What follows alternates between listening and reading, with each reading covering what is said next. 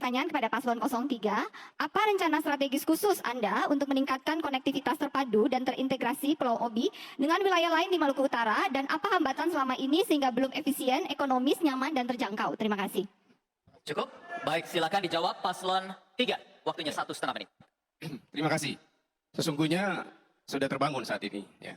Dan itu nanti kalau sudah terpilih sebagai gubernur, ini tinggal merevitalisasi dan memaksimalkan seluruh konektivitas yang terkait dengan Pulau Obi dengan menjadi sentra aktivitas ekonomi saat ini, ya. Dan saat ini menjadi sesuatu yang sudah dipastikan terkoneksi dari Ternate, Bacan, kemudian di Obi itu hampir setiap hari. Dan bahkan ada 2 pelabuhan besar yang ada di Bacan, Halmahera Selatan, Pelabuhan Babang dan Pelabuhan Kupal. Dan aktivitas pergerakan ekonomi dalam konteks ini sangat besar dan menghasilkan dampak ekonomi yang juga sangat besar dan menjadikan Halmahera Selatan yang pernah saya pimpin sebagai bupati Halmahera Selatan 2 periode. Dan saat ini juga demikian, dilanjutkan dengan berbagai desain strategis kita. Saat ini sudah dipastikan semua menjadi, ya, Halmahera Selatan menjadi destinasi seluruh masyarakat Maluku Utara untuk mencari kehidupan, ya, untuk mencari status ekonomi yang bisa lebih baik. Dan karena itu sudah kami lakukan, maka ketika jadi gubernur, ini akan bisa lebih efektif, lebih besar lagi, dan lebih maksimal. Terima kasih. Baik, cukup. Silakan ditanggapi Paslon 4. Waktunya 1 menit. Izin senior saya, Bapak Muhammad Kasuba, yang saya sangat izin, saya mengharapkan Bapak mempunyai program yang lebih detail terhadap Obi.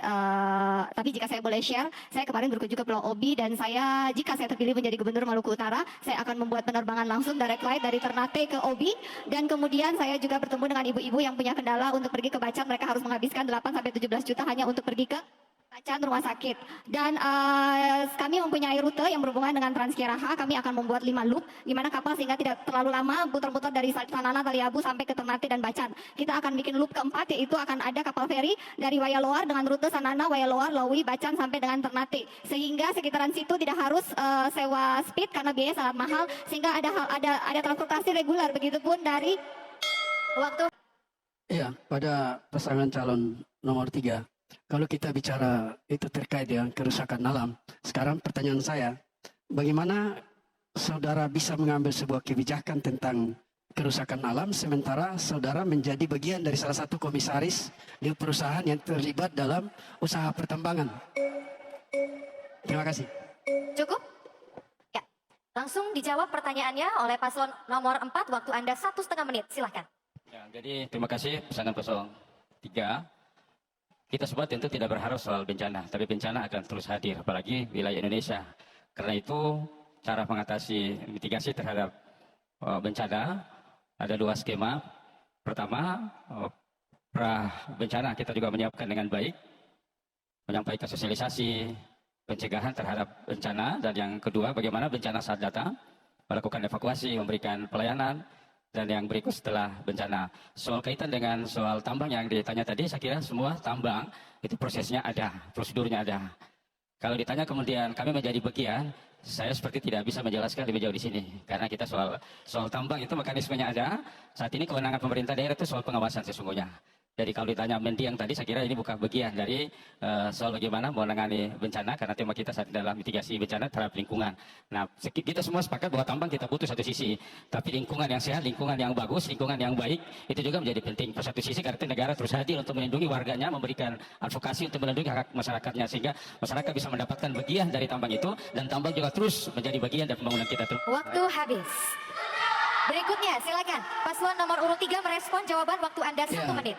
Maksud saya, kalau kita bicara kerusakan lingkungan, kerusakan hutan, kerusakan alam akibat dari aktivitas pertambangan, itu sudah pasti kita punya kebijakan.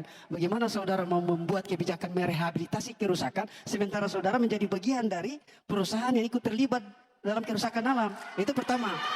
Yang kedua, bagaimana saudara bisa memisahkan posisi personal saudara sebagai gubernur dengan kebijakan strategi kebijakan dalam merehabilitasi hutan, merehabilitasi kerusakan alam dan lingkungan. Itu yang ingin saya tanya. Tolong dijelaskan posisi duduk itu supaya kita tahu di mana posisi kita sebagai penyelenggara pemerintahan dan posisi kita sebagai oligarki di pertambangan, begitu. Waktu masih ada? Semakin panas ya debat Pilgub Maluku Utara yang kedua ini, teman-teman. Di sini bagaimana pasangan nomor 3 dan nomor 4 ini sangat sengit sekali saling serang, teman-teman ya. Yang pertama, bagaimana pasangan nomor 3 itu bertanya kepada Ibu Sherly dan Sarbin Sehe ya. Bertanya tentang pertambangan, teman-teman. Dan kelak saja ya Pak Sarbin menjawab itu sebenarnya sesuai aturan ya. Pertanyaannya itu seolah-olah menyalahkan bahwa Pak Sarbin ini mempunyai perusahaan yang merusak lingkungan. Tetapi dengan kesabaran Pak Sabrin ini sabar bahwa semua perusahaan itu punya aturan, punya administrasi, bahkan ada AMDAL yang harus dilewati ya, yaitu analisis dampak lingkungannya. Makanya mungkin waktunya tidak cukup untuk menjawab itu ya, sehingga Pak Sarbin Sehe ini enggan untuk menjawab masalah itu. Dan ketika pasangan Sherly dan Sarbin Sehe ini bertanya ke pasangan nomor 3, itu telak sekali teman-teman ya. Selalu angan-angan. Dan yang saya sukai dengan pasangan nomor 4, bagaimana mereka itu langsung to the point apa yang akan dibangun. Bahkan Ibu Sherly mengatakan bahwa akan membuat tempat penerbangan, teman-teman, alias bandara. Ini sangat mantap sekali ya. Kenapa? Karena dia langsung turun ke masyarakat bahwa keluhan masyarakat di sana bahwa untuk pergi ke rumah sakit saja harus mengeluarkan 8 sampai 17 juta. Ini biaya yang sangat mahal sekali ya. Sehingga program Ibu Sherly adalah untuk membangun penerbangan, teman-teman, atau bandara dan pelabuhan. Program ini sangat bagus sekali ya. Bagi kalian nih, Maluku Utara, disinilah dimana kalian bisa melihat bahwa program-program mana yang terbaik. Tentulah Ibu Sherly dan Sarbin Sehe, teman-teman. Bagaimana menurut kalian? Kita diskusi di kolom komentar ya. Sampai jumpa lagi di video berikutnya. Salam.